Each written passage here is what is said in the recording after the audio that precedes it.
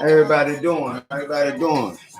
It's your boy Jay again, your host, right back at you. Tonight we got my guy Red joining us. We got my guy Kilbil joining us. Both of them great activists, great artists, straight out of St. Louis.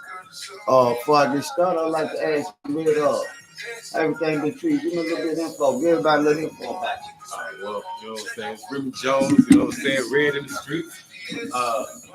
Pretty much, man, I've been up to the same old tricks, man. Started out doing stand-up and everything. Kind of stepped away from the stage. I do a whole lot of personal, in-person performances, you know, a lot of improv and such as that. Now, though, I got a little special I'm working on. I got a few little jokes, too many hugs, not enough hugs. Okay. Yeah. You know, so I got that coming out October 16th. That's something I'm working on. We're going to be recording at Club Diamonds, STL. Little plug for the club. Other than that, you know what I'm saying? I got a little few skits I'm working on. Recording the shoot with your lady, you know what I'm saying? If I can get Kilbil in, that'd be dope. You know what I'm saying? Anybody else, St. Louis trying to jump out there with one of your own. You know what I'm saying? I got some funny folks in the change, you know what I'm saying? We're gonna bust it up.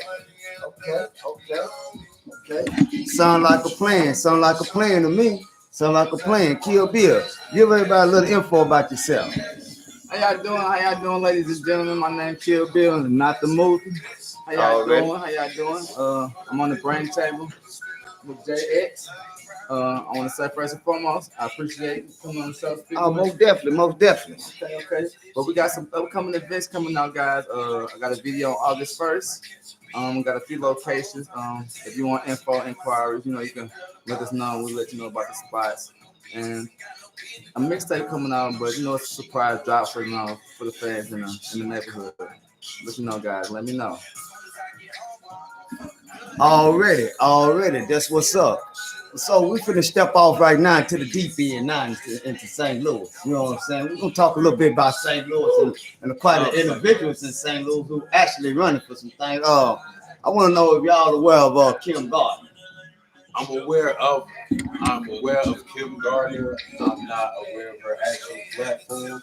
But I am aware of it. That my big brother supports it, so I support it. We also know James is strong representative of anything great and right. We know that for sure. You know what I'm saying? We also know, I want everybody to also look up James Jones.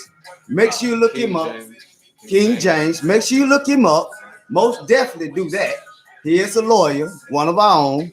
And he also come from actually the same area we come from. Another brother that strived through the struggle and made it in the law school, and he ready to represent you and I. Kim, can you tell a little bit something about Kim Gardner? When I'm gonna speak about Kim Gardner and the situation, how I uphold things, I just feel like it's a battle between the justice system. How a lot of people have an open opinion, and which people are speaking out which what's right and what's wrong, and what could have been did at that time. But further recollection about Kim Gardner, it's a case of being justified of everything with a good outcome. Okay. I want everybody to also go out and vote for Kim Gardner, push for Kim Gardner. Kim Gardner is one of the greatest activist ladies in St. Louis, Missouri, who also standing firm on justice on both sides of the field. That don't mean if you're a cop or you're a citizen, if you break the law, you're wrong, she will serve justice to your front doorstep. So please do yourself a favor. For everyone in St. Louis, Missouri, go out and support Kim Gardner and stand firm for Kim Gardner. She is one of the greatest. She is one of the greatest individuals out there right now in St. Louis, Missouri, that's pushing for justice right now. And also, I want to ask y'all a few more questions. I want to get because you know about me being from the Rock, I'm from the Rock, I'm from Arkansas. So it did by me being here, you know what I'm saying, and been also doing work on the ground and meeting different individuals such as you guys, you know what I'm saying, versatile, very talented, musical, and also political. And also I got to give y'all key points on the education point. So what I want to say now, I want to ask you a question first. Can you give me the insight on how it was growing up in particular areas in St. Louis, and how did that mold you to get to the area you right now in life today? Basically, me being who I am. Right. It really didn't matter what neighborhood I grew up in. Like, you know what I'm saying? Like, I grew up and down the chain. You know what I'm saying? Kilbil, Jennings, unincorporated parts of Delwood. Right. Like, you know what I'm saying? Right. Mount Davis. Right. Bowling to motherfucking Castle Point. Up and down the chain my entire life. And truth be told, it didn't really matter where I was. Because I had the insulation of my family around me. I'm the youngest of 6 kids in my family. You know what I'm saying? So I had enough brothers. I had 2 brothers, but 2 was enough. Right. Each one of them went through different shit. And then talking next to me like, yo, don't do this shit. So by the time we got to me, it was just like, hey, we gonna keep you over here. This gonna be over here. Stay over here. Right. Do this shit. And regardless of what I tried to circumvent, there would always be somebody popping out. Right. If it wasn't a cousin, it was a friend of a family or something to somebody trying to knock me in my head for doing some dumb shit. So for me, it's like I grew up in a city where you see dead bodies every day. Right. But I had enough people around me to tell me, when you smell that smell, go the other way. Right. You know what I'm saying? Right. It's pretty much like that for me. Okay. Sound like you came from a chain gang of structure. Yeah, you know what I'm saying? Chain gang of structure. Yep. Kilbil. Can you give me a little insight on how it was growing up in St. Louis and what, you know what I'm saying, made you to start rapping, made you to look at life in a different form, made you come out doing acting? I know your sister was an activist as well. You know what I'm saying? I spoke with your father before, you know what I'm saying? I know he's an intelligent young man, you know what I'm saying, book smart, and also come from one of the dangerous projects in St. Louis. And also, you were staying in Kinlock, also was original, you know what I'm saying? Black city. Was original black owned part of Missouri, you know what I'm saying? So we already know the dynamic of the breakdown of that situation, dealing with Florissant and Ferguson, all that, with the Mike Brown, and so much other stuff that triggered off. But Kilbil, can you give me that insight on how it was? What molded you to that area? How you doing, guys? I'm gonna speak about growing up in St. Louis. I'm gonna just say it in so many short words. Survive. Okay. I wanna get a big ups and the biggest props to my mom. She was one of the strongest people in my life. Okay. My mom was disabled, which showed me that my mom was disabled. Her making the moves and the things she had to do for me when I was young, to make the sacrifices for me to go to school, and just because she couldn't walk, on many things could get done. But just growing up in St. Louis is, I'm gonna just say it's either be gotten, Jay. You feel me? Like growing up where I come from, it's like they show you the way. Like the old saying, you can take a horse to the water, you can't make it drink it. And I was just blessed to come up around some people, with some minds that saw life for what it was. And I used to be real hard-headed. Used to listen, not listening, and I want to do the cool thing and I want to hang with them. And I'm just glad I had enough role models around me trying to steer me from that direction. It's not that they were trying to tell me what to do, it's just they saw what my path was becoming. And not to saying that I would be a bad person, the people that I attract around me, I can drift, I can be with a person at the wrong time, at the wrong time in any place. Like Red said, this St. Louis lose your life. Like people dropping like flies, like life hit you, like they say death come in different shapes or form. Long live my nephew. I lost a relative this year. The beginning of the year was hard because he was a role model to me coming up. As I grew up fast, having to live fast, he was right there. He was 1 year older than me, telling me the things I can do, and just being that big brother I never had growing up. But I understand. St. Louis is just a different struggle or problem. I can understand that, and that's understandable on both of y'all sides. But I also want to say this here. We got to also remember this here. I want to bring something to the light, and I want to get you brothers' input on this, because this has been going on for quite some time that we have absolutely looked over. I'm not saying that not go to a doctor, but what I am saying is this here. We know off the top now that most of us going to the doctors in the hospital, and I'm not telling you not to go to the doctor, but I'm saying They are absolutely eliminating us by the age groups. You know what I'm saying? Especially through this pandemic. You know what I'm saying? That's going on.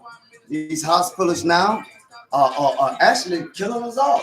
So, I mean, how you brothers feel about that type of situation? I mean, when it's difficult to grab a hold to it, but it's obvious, it's in your face, and it's hard to grab something when it's in your face that you can't grab a hold to. What you think about that? How I feel about the pandemic and how it hit the environment, it brought a different scene and structure. Okay. Just like I say to our people in the community, it brought like people together to be more entrepreneurs and say so on. So I must agree. yeah. So how I feel about the hospital and during the COVID-19 and this pandemic, I really feel I have a lot of opinions about it. Right. I'm gonna say again, about a lot of things going on, how they put a lot of things to the public for the public eye. Right. So I feel like with the hospital, like versus the virus, they said the virus came out and they said certain pills you can take, I guess to take care of your body, so you won't really get the pandemic. Right. Okay. But I feel it's like the FDA, they're counting with the people that make pills. It's pills that's out here that's not really getting passed. Right. Because now if those pills get passed and people start taking pills to get better, right. Hey, the hospital won't get that much money because ain't nobody got to go to the hospital to get worked on. So right. So I like, get it. That whole economy is like it's a slowed down. But how I feel about the word is like a paper race. I mean, right. So it's like a paper chase. I get you. I get you. If they don't make money, it don't make sense. And truth be told, it's not even that they ain't selling the drugs; they ain't even making them. Oh, like the pharmaceutical companies know the money's in the treatment, not the cure. People say it all the time. Right. People like just act like, nah, that's not. Like, no, that's 100% it. Like they don't even. They're like, we're not gonna cure this. The closer they come to cure something, like, all right, we cured it, and because we cured it, we know how to chop this cure up instead of like just taking one shot and you good for life. We can spread this motherfucker out. Right. That's what a lot of the research goes. Like, how much money that it as far as the pandemic goes, like knowing medical workers, I feel like there's always somebody higher up with the agenda. However, on the ground, as far as boots on the ground, what it is, the reason we die in hospitals is because there's this racial bias that medical providers have towards blacks, like especially black women. Whether it's that we can't feel pain the same way other motherfuckers feel, or we are drug addicts, so we don't need a better pain medication, or what have you. Like the bias that exists due to our race is the reason we have such high rates of female death during childbirth, infant death. You know what I'm saying? Like, they literally think we're a different type of creature. So it's not even like there's an actual agenda to kill us off, like somebody working towards it. I'm sure there is, but just like, for every action is equal opposite reaction of equal force. Like there's somebody working against those motherfuckers too. Right. So they got that. It's this bias that like affects the shit on the ground. Just like the cops. There are systems in place to oppress us. However, it's the actual biases of the cops themselves. I know some cool cops. I know some cool white cops who, as far as I know, don't even fuck black women. But they not out here hassling the niggas. Like I see them ride up down the street all day. They'll choke some dudes before they pull up on me and all like, what y'all do? You know what I'm saying? But there's other neighborhoods where like they hop out like, hey, everybody over against the wall. So I'm like, I've had cops hop out on me out of unmarked vans and cars because I'm running to a bus stop in the city and shit. So it's like I know they exist. I know they out here. All I'm saying is it's the bias. They saw a black man running. They was like, they gotta be up for something. If they weren't biased, I'm not even gonna say racist. I'm just gonna say racially biased. Then it wouldn't even be that. If they could just see us as like, that man's probably running to the bus stop. Instead of like, what's that black guy running for? It'll be a whole other thing. It's always a question. Just like when we go in the hospital, like, I don't know if this black guy is I don't know what to do here. Just they try to treat us last, like we got shot or something. Like you can't treat us like, are you serious? Like you go to the hospital, and you know what kills me a lot of movies where a black person gets shot, they get rushed to the hospital, and they gotta go to the waiting room. In real life, do you really have to go to the waiting room, or is they gonna rush you back to the ER? They try to treat black people like we're not important enough, or we can wait, or they giving it to us like y'all don't deserve what y'all got out here But if we all just come together, we all deserve it. I Mhm. mean, we just come equal. We just come on, man. Like I say, if the money speak, if you caught, say, hey, I'm not racist. A white person caught corona, rich white guy. 2 weeks later, he cured it. That money cured it. But let a black guy that's from the private get corona. His family might as well say goodbye to him. Because all them in the family together, they ain't gonna come together with the money to get that person saved from the corona or healed by the medicine. But like they said, money talks. I really actually think that, hey, I think both of y'all really touched that subject pretty deep there. But I want to touch on some with you brothers right quick though. And I want to touch on this with all the rest of the Americans. I want to also let you Americans know, in order to move forward in anything that's taking place in the United States of America, we have to, one, stop representing anything that have been given to us. Black was given to you. They're giving you black. Black has no identity, and black has no culture, or is not a nation of people. They're giving you the word, they're giving you black because they didn't even know who you were. They can't even describe you. You was something more like, when they first seen you, I want y'all to know that this is very important. When they first seen you, they seen exotic. You was more exotic, something they have never seen, something that's so beautiful and precious and strong demeanor with the man that they had never seen nothing like this. They'd never seen that because that crop don't grow in that field that they are from. You know what I'm saying? That's a difference. So once we stop really actually representing what they're giving us, we can start seeing a graphic change, because that means that we are now defining who we are, where we come from, and understand the language that we're supposed to speak so we can make the connection with the descendants of our own kind that look like you and I. The longer we claim in black or African American, which is a separation of two countries. You can't be a part of two countries. You either this country or that country. You know, it's just simple mathematics. But that's all I wanted to touch on that subject there. I just want us to get to the point where we can start representing who we are. If you do not know who you are, just let people know you are a descendant of God. You are in the creation and the formation of the Creator. So just represent that until you find out which nation of people that look like you and I that you come from. And you claim that nation. No, don't claim it. You represent that nation because that's who you are. And you learn that language, and then you'll learn who you are, and you'll become better, and then you will be free. But as long as you're up under that Constitution of amendments of black, African American, Negro, or whatever the case may be, that have been given to you from those who colonized the United States with suppression, you will continue to be under that umbrella. You got to get weapon up under that umbrella so you can be able to stand firm on who you are. But that's just part of the touching on that topic there. And I want to also touch on some other topics. I'm sorry. Excuse me. Go ahead, my brother. If I may, Go ahead, my brother. just to kind of offer a bit of a counterpoint to that. Oh, go ahead, my brother. Go ahead. I actually really like being black and referred to as black. And let me explain why. Go ahead. Like, one of the definitions of black is the absence of light. You know what I'm saying? Mm-hmm. It's like this void. Mm-hmm.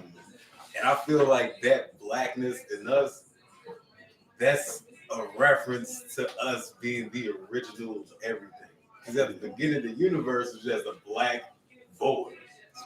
You know what I'm saying? And from that, everything came. So we are that blackness. Yes, we are black. Okay. We are black.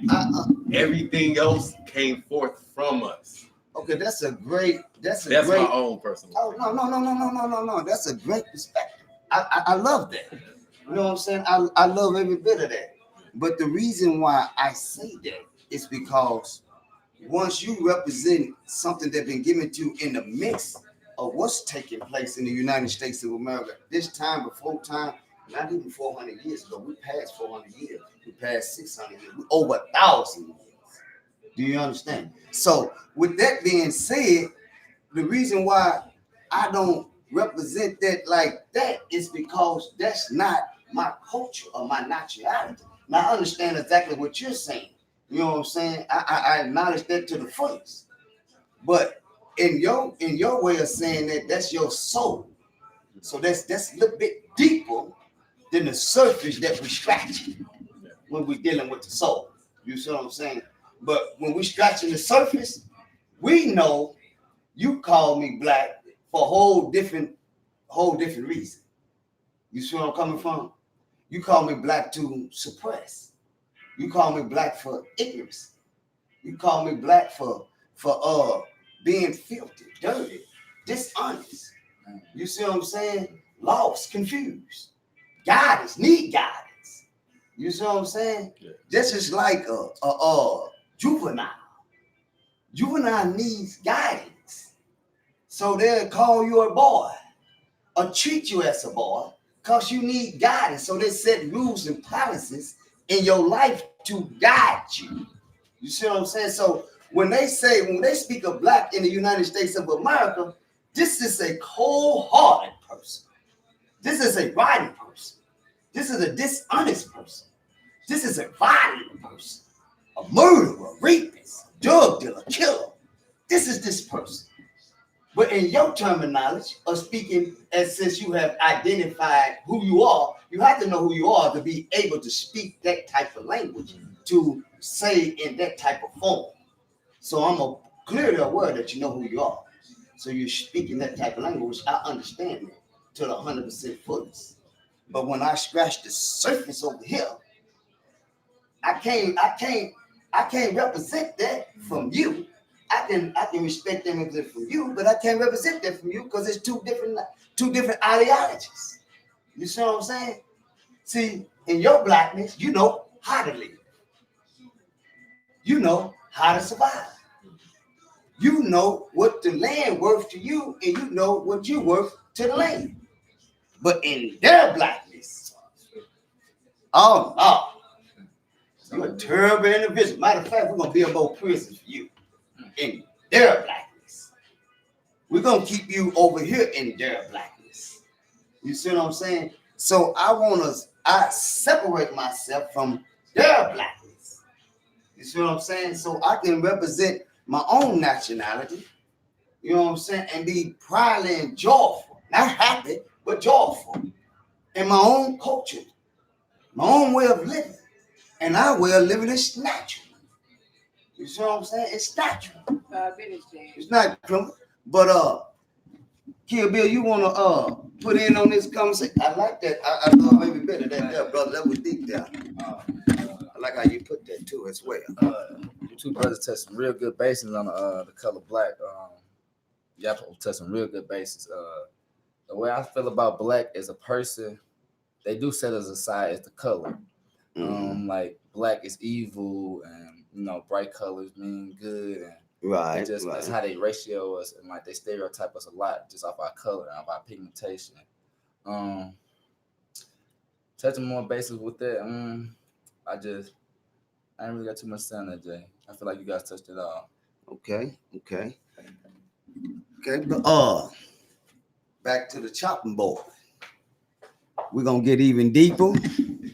We got plenty sections that's coming, plenty chopping, and also before we close this out, I want to get your next album, your next song that's coming out, and I want to get a little bit of graphics of some of the skits and some of the new things that's coming up, because we're going to collide with this, and I'm asking everyone to also come out. Don't support them. I want you to come out and represent these brothers. We ain't looking for support.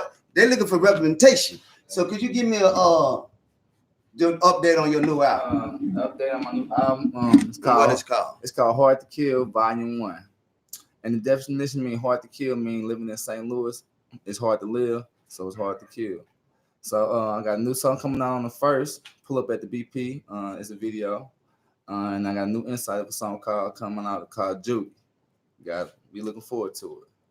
Already. There y'all have it from Kilbil, a straight artist, activist, also as well. Service community. Also come out and represent him as well. Don't support him, represent him. Yo, Remy Jones, Remy_J_comedy on Instagram, Twitter, just Remy Jones on YouTube.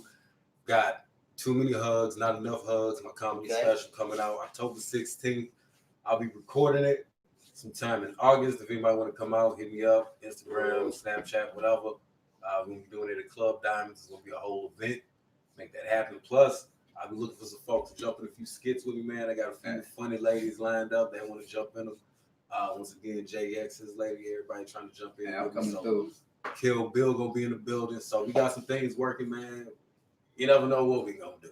That's my niche, improv. You know what I'm saying? We'll pop out on live with a skit. We coming off the dome with it. You know what I'm saying? Just stay tuned. Stay tuned. I want y'all all to stay tuned.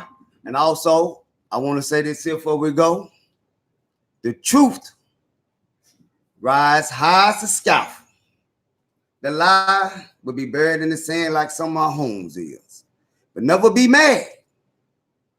Because we can't pour water in the glass. You can't expect him to drink. But what we can do is lead by the example. Good night and everybody have a blessed morning. Brain Chamber, I'm out.